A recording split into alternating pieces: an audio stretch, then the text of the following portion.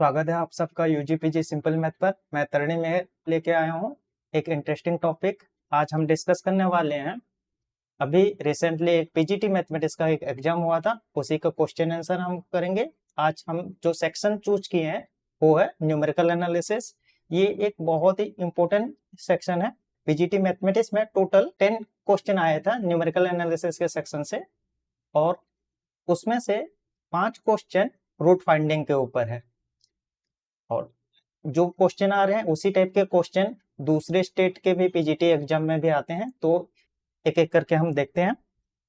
जो पहला क्वेश्चन आया है वो है न्यूटन मेथड के ऊपर। क्वेश्चन है a real root of equation x cube minus 5x plus 3 equals to 0 correct to 3 decimal place obtain using Newton method is. और उसका 4 ऑप्शन है 1.834, 1.856, 1.872 और 1.935। तो इसमें से अगर हम न्यूटन मेथड्स, तो सबसे पहले जो चीज है ये जो है आपका न्यूटन मेथड। तो ये मेथड क्या है ये हमें जानना है। तो इस मेथड का ये एक इटरेटिव मेथड है। इटरेटिव मेथड मतलब पहले एक पॉइंट चूज करेंगे, उसको यूज करके हम दूसरा पॉइंट फाइंड आउट करेंगे, उसको यूज करके तीसरा पॉइंट हम फाइंड आउट करेंगे। तो ऐसे ऐसे करके हम आगे बढ़ते चलेंगे। जैसे ये बोला है करेक्ट टू 3 डेसिमल प्लेस, तो वो 3 डेसिमल प्लेस में नंबर बार बार इटरेट होगा, मतलब एक के बाद तो नेक्स्ट इटरेशन में भी सेम 3 डिजिट नंबर आएगा, पॉइंट के बाद 3 डिजिट नंबर आएगा, तो हम वहां से रुक जाएंगे। That is the question. तो ये यहाँ का न्यूटन मेथड का फॉर्मूला क्या है? इसका फॉर्मूला है xn plus 1 equals to xn minus f of xn by f dash of xn। तो यहां पर ये जो है, यहां से आपको पता चल रहा है कि हम अगर एक पॉइंट लेंगे तो एक पॉइंट n जो है, n उसका नंबर है, तो n को अगर हम 0 लेंगे तो पहला पॉइंट है x0 लेंगे तो x0 से x1 मिलेगा, x1 से x2 मिलेगा और ऐसे आगे बढ़ेंगे। तो यहाँ इंपॉर्टेंस है ये जो f है वो f कैसे चूज करेंगे। जो यहाँ पर जो फंक्शन गिवन है ये जो है ये है हमारा f। तो यहाँ हमारा f ऑफ x का वैल्यू आएगा x cube minus 5x plus 3। तो अभी हमें इसका पॉइंट चूज करना है। तो न्यूटन ऑप्शन में, सॉरी न्यूटन मेथड या फिर उसे न्यूटन ऑप्शन मेथड भी बोलते हैं। तो उस मेथड का एक इंपॉर्टेंस है कि वो अगर रूट के करीब हो उसका इनिशियल अप्रोक्सीमेशन, तो वो जल्दी से हमें फाइंड मतलब वैल्यू दे देता है। तो यहाँ से आप ऑप्शन देख के आपको पता चल रहा होगा कि ये वैल्यू सारे के सारे चारों वैल्यू जो है 1 और 2 के बीच में है। तो हम पहला वैल्यू जो भी हम चूज करेंगे, और नॉर्मली सब जो है 2 के करीब है, तो हम जो फर्स्ट वैल्यू चूज करेंगे वो हम चूज करेंगे। बेटर ऑप्शन है, आप 1 भी चूज कर सकते हैं या फिर हम चूज कर सकते हैं 2। जैसे हम इसको 2 से चूज करेंगे तो हमारा जो है x1 का वैल्यू क्या आएगा, हमारा x1 आएगा 2 minus f of 2 by f dash of 2। तो जो आएगा आपका इसका वैल्यू आएगा 2 माइनस, अगर यहाँ पे f ऑफ x के जगह पे अगर 2 यहाँ डाल देंगे तो ये आएगा 2 क्यूब माइनस 5 इंटू 2 प्लस 3, जो कि हो गया 1। और वैसे अगर f ऑफ x वही है तो f डैश ऑफ x आएगा 3x स्क्वायर माइनस 5, और f डैश ऑफ 2 आएगा, ये हो गया 3 इंटू 4 माइनस 5, जो हो गया 7। तो यहाँ से हम निकालेंगे 1 बाय 7, जो उसका वैल्यू आएगा करीब 1.8571। देख सकते हैं ये वैल्यू ऑप्शन में कहीं भी नहीं है, मतलब हम आगे फर्दर करेंगे वैसे सेम हमें निकालना पड़ेगा x2, फिर से निकालेंगे हम x3, और वैसे सेम मेथड से हम आगे बढ़ेंगे x2 x3 करके, जब तक कि हमें वो पॉइंट के बाद 3 वैल्यू सेम मतलब बार बार रिपीट नहीं होता है। ठीक है, लेकिन अगर ये मेथड हम करेंगे तो ये बहुत एक लेंथी मेथड है। तो अगर ऐसे करेंगे तो ये, जैसे कि ये कॉम्पिटिटिव एग्जाम है, इस कॉम्पिटिटिव एग्जाम में अगर हम ऐसे मेथड करने लग गए तो हमारा तो सारा टाइम वहां से ही खत्म हो जाएगा।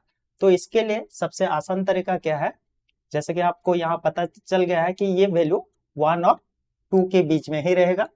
तो हम पहले चेक कर लेते हैं। अगर 1 लेंगे तो f(1) का वैल्यू आएगा, अगर यहाँ पे डालेंगे तो आ गया -1 आ रहा है, और 2 का वैल्यू आ रहा है, f(2) का वैल्यू आ रहा है 1।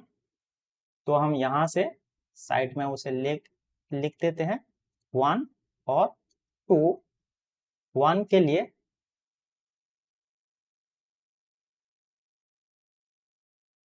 तो 1 के लिए हमारे जो वैल्यू आया है यहाँ पर आया है नेगेटिव आया है, और 2 के लिए आया है पॉजिटिव। ठीक है,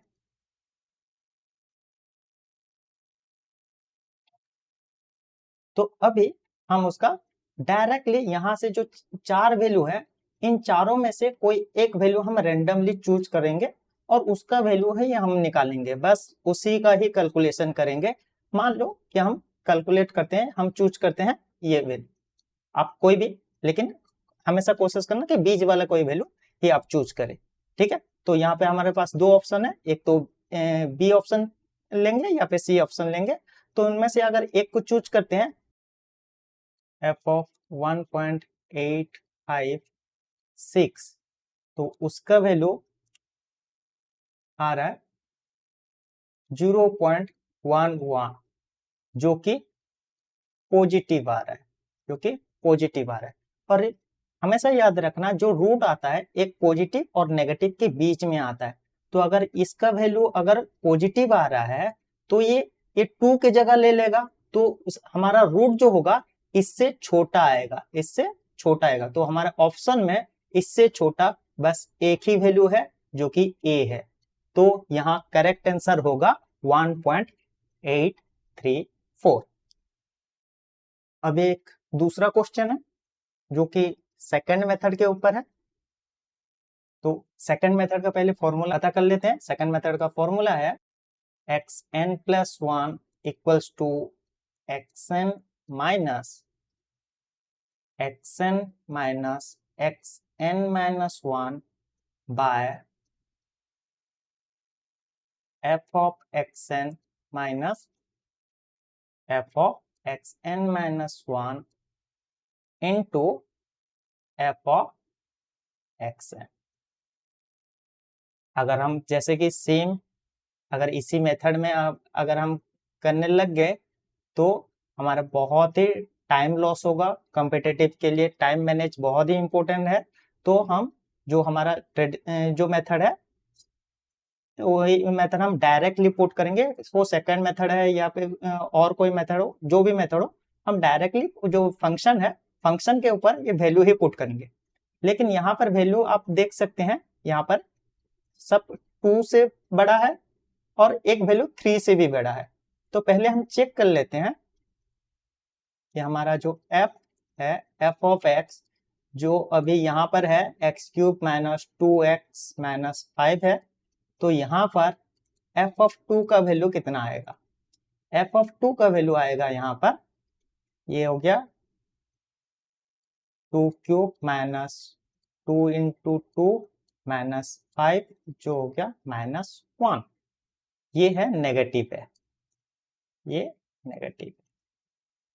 तो अभी अगर हम f ऑफ 3 का वैल्यू निकालेंगे तो ये हो गया 3³ माइनस 2 इंटू 3 माइनस 5, तो हो गया 27 माइनस 11, जो कि हो गया 16, जो हो गया पॉजिटिव। ठीक है, अभी आप देख सकते हैं अगर 3 से बड़ा नंबर भी कोई भी होगा तो उसका क्यूब होगा तो उससे भी बड़ा हो जाएगा। तो ये फिर से पॉजिटिव नंबर ही आएगा। तो हमारा जो रूट है वो 2 और 3 के बीच में रहेगा। तो इसका मतलब ये ऑप्शन डी ये गलत है।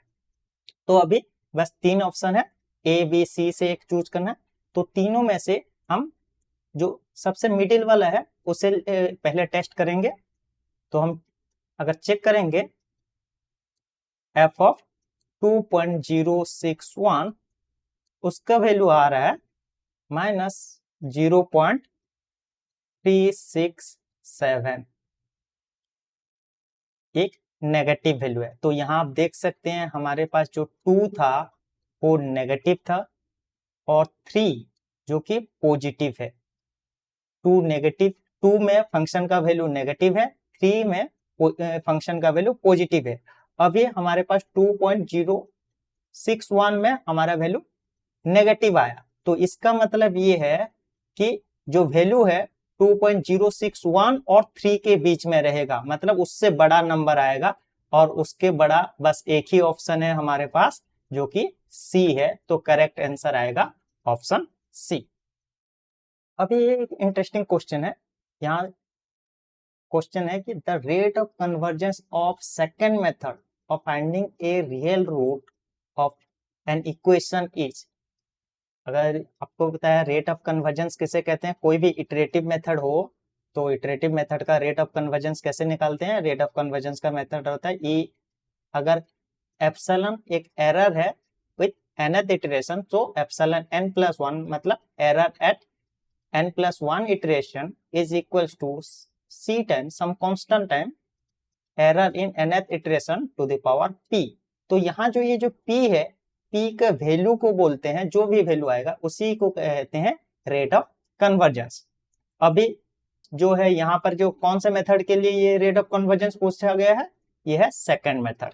तो सेकंड मेथड का फॉर्मूला क्या है, सेकंड मेथड का फॉर्मूला है xn+1 equals to xn minus xn-1 by f of xn-1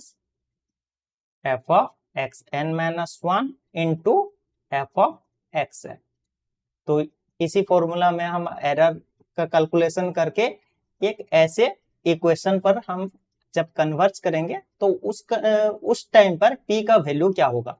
तो यहाँ पर अगर इस मेथड पे जाएंगे तो यहाँ पर p का वैल्यू निकलता है 1 + √5/2 आता है, जिसका वैल्यू आता है 1.618। ये एक डायरेक्ट क्वेश्चन है। अगर आपको पता होगा तो आप डायरेक्टली क्वेश्चन पढ़ के डायरेक्टली विदाउट एनी कैलकुलेशन आपको अगर याद है तो आप इसे टिक कर सकते हैं। तो बहुत ही टाइम आपका बच जाएगा। यहाँ ये एक बहुत ही इंटरेस्टिंग है क्योंकि यहाँ पर कुछ चीज है, देख लीजिए। यहाँ एक चीज है डबल रूट। हमें एक इक्वेशन का डबल रूट इसको फाइंड आउट करना है, जो कि ये इक्वेशन ये है, और वो भी करेक्ट टू 3 डेसिमल प्लेस। यहाँ सबसे इंपॉर्टेंट ये है कि आपको इक्वेशन देखना है। इक्वेशन क्या है, x³ + 15.87x + 24.37 इक्वल्स टू 0। अगर आप देखेंगे तो यहाँ पर पॉइंट के ऊपर है, मतलब जो कोफिशिएंट है वो पहले से ही क्या है, मतलब डेसिमल के फॉर्म में है। तो अगर इसका कैलकुलेशन कोई भी मेथड आप करेंगे तो वो क्या ज्यादा से ज्यादा कॉम्प्लिकेटेड हो जाएगा। लेकिन ये सबसे आसान क्वेश्चन है। क्यों? क्योंकि आप इसे अगर देखेंगे यहाँ पर आप सारे कोफिशिएंट के ऊपर सामने देखिए, ये सारे सब क्या है, प्लस साइन है। तो सब अगर प्लस साइन में है तो इसका जो रूट आएगा वो हमेशा नेगेटिव आएगा, क्योंकि अगर कोई भी पॉजिटिव वैल्यू लोगे तो वो कभी 0 नहीं हो पाए। लेकिन यहाँ पर ऑप्शन में चारों के चारों पॉजिटिव वैल्यू दिया गया है, मतलब ये एक रॉन्ग क्वेश्चन है। तो इसका भी फायदा आप उठा सकते हैं। इसका फायदा कैसे मिलेगा, जब आप कोई भी ऑप्शन को यहाँ पर टिक करके आएंगे, कोई भी आप चाहे वो ए को टिक करें या फिर सी को टिक करें या फिर कोई भी ऑप्शन कुछ भी हो, आप टिक करके अगर आएंगे तो उसको क्या, ये रॉन्ग क्वेश्चन है तो उसका मार्क्स मिल जाएगा। लेकिन आप अगर इसका क्वेश्चन को देख के आप अगर सोचेंगे कि ये डिफिकल्ट क्वेश्चन है और छोड़ के आ जाएंगे तो इसका बेनिफिट आपको नहीं मिलेगा।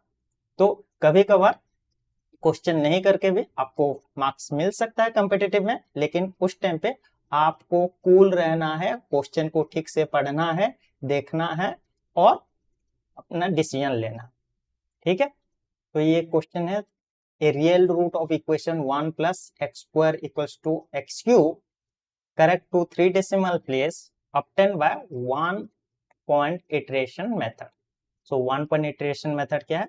अगर कोई भी फंक्शन, जैसे कि यहाँ पर फंक्शन गिवन है, अगर कोई भी function f of x equals to 0 होगा तो हम उसी फंक्शन को, उसी इक्वेशन को हम उसे रीराइट कर देते हैं x equals to some function phi of x। अभी इसी को हम इटरेटिव मेथड में हम करेंगे, इसे हमारा इटरेटिव मेथड बन जाएगा। अगर ऐसे लिख सकते हैं तो हमारा इटरेटिव मेथड बन जाएगा f of xn plus 1 equals to phi xn। लेकिन यहाँ पर एक कैच है, क्या है? ये जो फाई, हम कोई भी फंक्शन ऐसे लेके हम इस इटरेटिव मेथड को कन्वर्ट नहीं करवा सकते। इसके लिए कंडीशन क्या चाहिए? कंडीशन चाहिए कि जो फाई है, फाई का जो डेरिवेटिव का मॉडुलस है, ये जिस डोमेन में हम उसका रूट ढूंढ रहे हैं उसी डोमेन में इसका मॉडुलस लेस देन 1 होना चाहिए, स्ट्रिक्टली लेस देन 1 होना चाहिए। तो पहले हम इसका डोमेन ढूंढेंगे, तो ये कौन से डोमेन में आएगा? जैसे कि आप देख सकते हैं कि सारे ऑप्शन 1 से बड़े हैं और 1.5 से छोटे हैं, तो इसका मतलब हमारा डोमेन 1 से 1.5 होना चाहिए। पर चेक करेंगे क्या है करेक्ट डोमेन है, तो कैसे चेक करेंगे? पहले हमें जो है फंक्शन में ये जो एक्सप्रेशन है, ये तो f of x equal to 0 के फॉर्म में नहीं है, तो पहले हम f ऑफ x ले लेंगे। f ऑफ x को क्या करेंगे, ये जो बाकी के पार्ट है 1 प्लस एक्स स्क्वायर को वो दूसरे साइड ले लेंगे, तो ये बन जाएगा x cube minus x square minus 1, इसे हम ले लेंगे f ऑफ x।